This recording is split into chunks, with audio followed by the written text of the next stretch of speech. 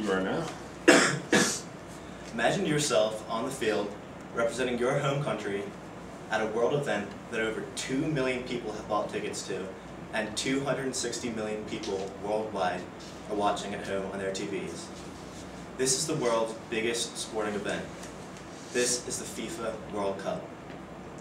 I'm first going to tell you what the World Cup is, then a history of the World Cup from how it started and to what it has evolved into today, and finally, how it unites the world. First, what the World Cup is.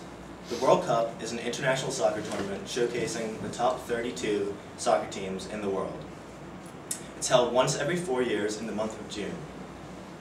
Leading up to these 4 years, teams qualify by playing other teams in their continental region. The top teams in each region are picked, and this leads to the group stage, which is held in June. 32 teams are split into 8 groups of 4 teams, and they play a round-robin style tournament to determine who moves on to the next round. The top 2 teams from each group advance to the elimination stage, which is a lot like college basketball's March Madness tournament, which is single elimination leading to the final game.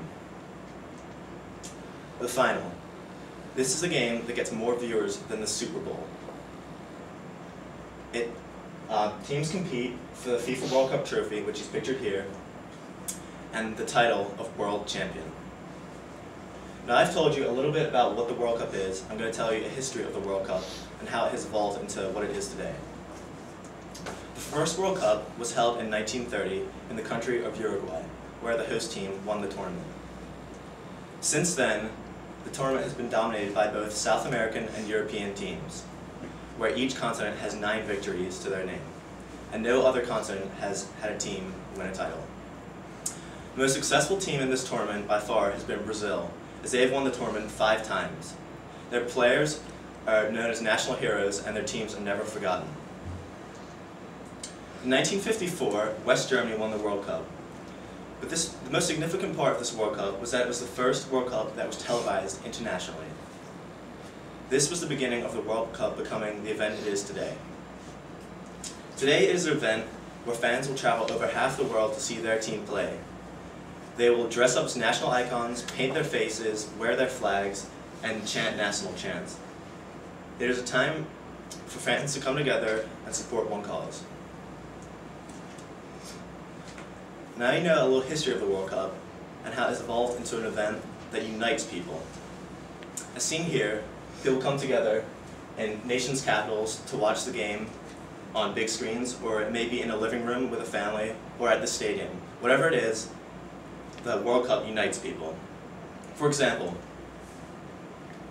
pictures aren't up there, but in 2006, Ivory Coast was a war-torn nation. They had been in a civil war, split north and south, much like the American Civil War, since 2002. In 2006, they qualified for their first World Cup. And this marked a big event in their history. Players from both the North and South were represented by this World Cup team, and for the first time in almost 4 years, the nation could support one cause and come together peacefully. The fighting ceased for that month, and after the World Cup, players were awarded nationally, both North and South. Also in 2006, where the World Cup was held in Germany, many countries came together that had a history of war. The come together of these countries may lead you to believe that many fights would break out. But aside from a few drunk fights, there was no conflict and no one was injured.